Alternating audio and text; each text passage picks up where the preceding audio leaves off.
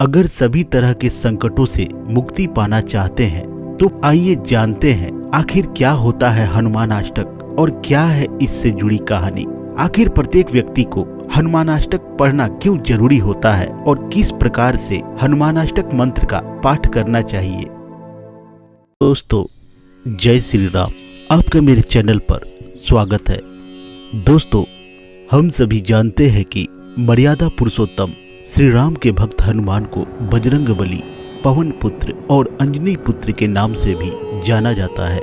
दोस्तों, हिंदू धर्म के अनुसार हनुमान जी की पूजा करने से व्यक्ति के सारे संकट टल जाते हैं। अगर आपके जीवन में एक के बाद एक समस्याएं आ रही हों तो भगवान हनुमान जी की शरण में आपको जरूर जाना चाहिए।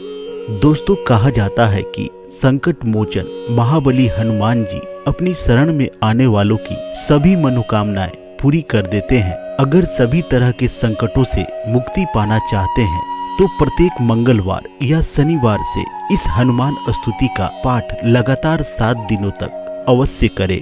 दोस्तों, हनुमान जी की कृपा से कुछ ही दिनों में सारे संकट दूर हो जाएंगे। संकट मोचन हनुमान अष्टक भगवान हनुमान को समर्पित एक भक्ति स्तोत्र है, जिन्हें हिंदू पौराणिक कथाओं में भक्ति, शक्ति और भक्ति का प्रतीक माना जाता है। दोस्तों, अष्टक का अर्थ होता है 8 छंद और यह भक्तों द्वारा भगवान हनुमान के आशीर्वाद और सभी प्रकार की परेशानियों और बाधाओं से सुरक्षा पाने के लिए व्यापक रूप से पढ़ा जाता है। दोस्तों, अष्टक के प्रत्येक श्लोक में भगवान हनुमान के दिव्य गुणों के विभिन्न पहलुओं और कठिनाइयों के निवारण के रूप में उनकी भूमिका का वर्णन है। हिंदू धर्म में हनुमान जी को भगवान शिव का ही अवतार माना गया है। संकट मोचन हनुमान अष्टक का पाठ सभी संकटों से मुक्ति पाने के लिए किया जाता है। कहते हैं कि मंगलवार के दिन हनुमान अष्टक के विधिवत पाठ से शारीरिक कष्ट भी दूर होते हैं। हनुमान अष्टक का पाठ कैसे करना चाहिए इसके बारे में शास्त्रों में बताया गया है। दोस्तों, हनुमान अष्टक पाठ करने के लिए कोई विशेष नियम नहीं होता। इसका पाठ कभी भी कहीं भी किया जा सकता है, लेकिन यदि आप तुरंत फल पाना चाहते हैं तो इसके लिए एक शास्त्रीय तरीका मौजूद है। दोस्तों, माना जाता है कि हनुमान अष्टक के विशेष लाभ लेने के लिए समय और विधि का ध्यान रखना चाहिए। ऐसे में आइए जानते हैं आखिर क्या होता है हनुमानाष्टक और क्या है इससे जुड़ी कहानी। आखिर प्रत्येक व्यक्ति को हनुमानाष्टक पढ़ना क्यों जरूरी होता है और किस प्रकार से हनुमानाष्टक मंत्र का पाठ करना चाहिए। तो दोस्तों, वीडियो में पूरा आखिरी तक जरूर बने रहिएगा और वीडियो अच्छी लगे तो वीडियो को लाइक और चैनल पर नए हो तो चैनल को सब्सक्राइब करना नहीं भूलिएगा।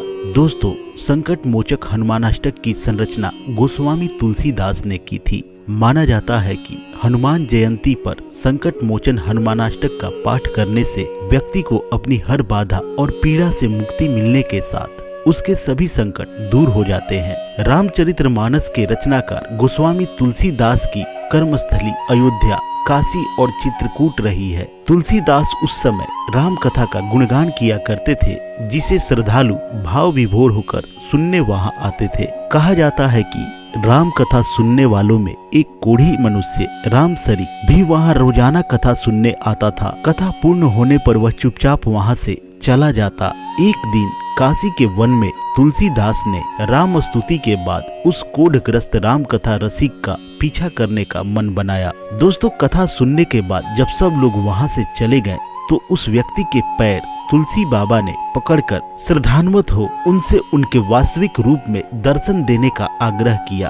भक्ति भाव वशीभूत शिव अवतार अंजनी पुत्र हनुमान वहां प्रकट हो गए। अपने इष्ट देव को अपने सामने देख तुलसीदास धन्य हो गए, जिसके बाद उन्होंने हनुमान जी की प्रेरणा से कई अमर रचनाओं के साथ हनुमानाष्टक की भी रचना की। बताते हैं कि जिस जगह तुलसीदास जी को बजरंगबली के दर्शन हुए थे उस स्थान पर आज संकट मोचन हनुमान मंदिर बना हुआ है। दोस्तों, कलयुग ही नहीं हर युग में हनुमान अपने भक्तों के समस्त संकट हरने वाले भगवान माने जाते हैं। यही वजह है कि उनके संकट मोचक नाम से भी पुकारा जाता है। जहाँ हनुमान जी ने तुलसीदास जी को दर्शन दिए थे, वहीं वो तुलसी बाबा के आग्रह करने पर प्रतिमा रूप में स्थापित हो गए और भक्तों के समस्त दुखों का निवारण करने के लिए तुलसी बाबा ने हनुमान अष्टक की रचना की। दोस्तों, यह स्तुति पाठ हनुमान जी को उनकी शक्तियों का आभास कराता है। इससे प्रसन्न होकर वे भक्तों के समस्त कष्ट हर लेते हैं। दोस्तों, बाल काल में अति नटखट हनुमान जी समस्त शक्तियों का प्रयोग बाल सुलभ क्रीड़ाओं में करते थे। इस पर ऋषि ने उन्हें श्राप दिया कि जब तक उन्हें उनकी शक्तियों का स्मरण न कराया जाए, वे शक्तियां विस्मृत रहेंगी। दोस्तों, रामचरितमानस में भी जामवंत ने महाबली हनुमान जी को उनकी शक्तियां याद करवाई थी। दोस्तों, आइए जानते हैं कि हनुमानाष्टक पढ़ने की क्या विधि है और किस प्रकार से इसका पाठ आपको करना चाहिए। दोस्तों, हनुमानाष्टक का पाठ करने के लिए आप हनुमान जी की एक तस्वीर रखें, साथ ही श्री राम की तस्वीर को भी उनके साथ रखें और उसके सामने बैठ जाए। उसके बाद दोनों तस्वीर के सामने घी का दिया जलाए और साथ में तांबे के गिलास में पानी भरकर भी रख दे। इसके बाद ही पूरे मन से हनुमानाष्टक का पाठ करें। जैसे ही पाठ समाप्त हो तो तांबे के बर्तन में रखा हुआ पानी पीड़ित व्यक्ति को पिला दे या जिस किसी के हित के लिए यह पाठ किया गया हो उसे पिला दे। दोस्तों, पानी के साथ आप पूजा के दौरान हनुमान जी को तुलसी के पत्ते भी अर्पित कर सकते हैं। यह पवित्र तुलसी के पत्ते पूजा को अधिक सकारात्मक बनाते हैं और पाठ खत्म होने पर पीड़ित व्यक्ति को तुलसी के ये पत्ते भी खिला दे। इस तरह से व्यक्ति सभी प्रकार के शारीरिक एवं मानसिक कष्टों से दूर रहता है। दोस्तों, केवल कष्ट होने पर ही नहीं बल्कि रोजाना भी हनुमानाष्टक का पाठ करना फलदायी माना गया है। जब व्यक्ति सभी तरफ से संकटों और परेशानियों से घिरा होता है तो उनसे निकलने के लिए संकट मोचक हनुमान जी की साधना सबसे सहायक सिद्ध होती है। जीवन में जितना भी कठिन समय चल रहा हो, संकट मोचन हनुमान अष्टक का पाठ रामबाण जैसा काम करता है। दोस्तों, हनुमान अष्टक के प्रथम पद में सूर्य का वर्णन किया गया है। उसमें कहा गया है, बाल समय रवि भक्ष लियो तब, तीनहु लोक भयो अंधियारो, ताहि सो त्रास भयो जग को, यह संकट काहू सो जात न टारो, देवन आनी करी विनती तब, छाड़ी दियो रवि कष्ट निवारो, को नहीं जानत है जग में कपि, संकट मोचन नाम तिहारो। दोस्तों, दूसरे पद में महामुनि से मिले श्राप का वर्णन किया गया है। बाली की त्रास कपीस बसै गिरी, जात महाप्रभु पंथ निहारो, चौकी महामुनि साप दियो तब, चाहिए कौन विचार विचारो, कैद्विज रूप लिवाए महाप्रभु, सो तुम दास के शोक निवारो, को नहीं जानत है जग में कपि, संकट मोचन नाम तिहारो। दोस्तों, इसी प्रकार से तृतीय पद में आराध्य देव श्री राम की भार्या जनक सुता सीता जी की सुधि लेने की प्रेरणा का वर्णन है।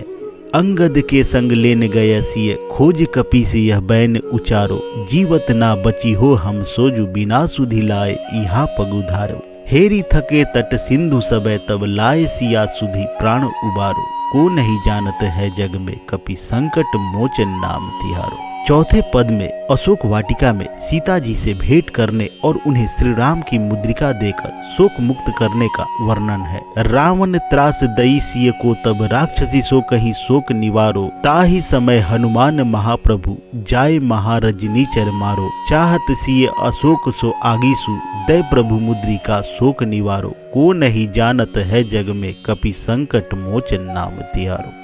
पांचवें पद में मेघनाद की शक्ति घात से रक्षा के लिए संजीवनी बूटी लाने की व्याख्या है। बाण लग्यो उर लक्ष्मण के तब, प्राण तजे सुत रावण मारो, लय गृह वैद्य सुसेन समेत, तबै गिरि द्रोण सुबीर उपारो, आनी सजीवन हाथ दई तब, लक्ष्मण के तुम प्राण उबारो, को नहीं जानत है जग में कपि, संकट मोचन नाम तिहारो। छठे पद में दशानन रावण के नागपाश से राम लक्ष्मण और समस्त राम सेना मोहपाश से मुक्त कराने गरुड़ देव को बुलाने का वर्णन किया गया है। रावण युद्ध आजान कियो तब, नाग की फांस सबय सिर डारो, श्री रघुनाथ समेत सबय दल, मोह भयो यह संकट भारो, आनी खगेश तबय हनुमान जु, बंधन काटी सुत्रास निवारो, को नहीं जानत है जग में कपि, संकट मोचन नाम तिहारो। उसी प्रकार से 7वें पद में पाताल लोक के दैत्य राज अहिरावण से श्री राम और लक्ष्मण की रक्षा का वर्णन है। बंधु समेत जबै अहिरावण लय रघुनाथ पाताल सिधारो देवहि पूजी भली विधि सो बलि देव सबय मिली मंत्र विचारो जाय सहाय भयो तब ही अहिरावण सैन्य समेत संहारो को नहीं जानत है जग में कपि संकट मोचन नाम तिहारो। दोस्तों अंतिम पद में भक्त स्वयं महावीर बजरंग बली हनुमान जी से अपने कष्ट हरने की प्रार्थना करता है, आग्रह करता है कि जो भी संकट हो हमारा उसे महाप्रभु हर ले। काज किए बड़ देवन के तुम वीर महाप्रभु देख विचारो कौन सो संकट मोर गरीब को जो तुम सो नहीं जात है टारो बेगी हरो हनुमान महाप्रभु जो कछु संकट होए हमारो को नहीं जानत है जग में कपि संकट मोचन नाम तिहारो।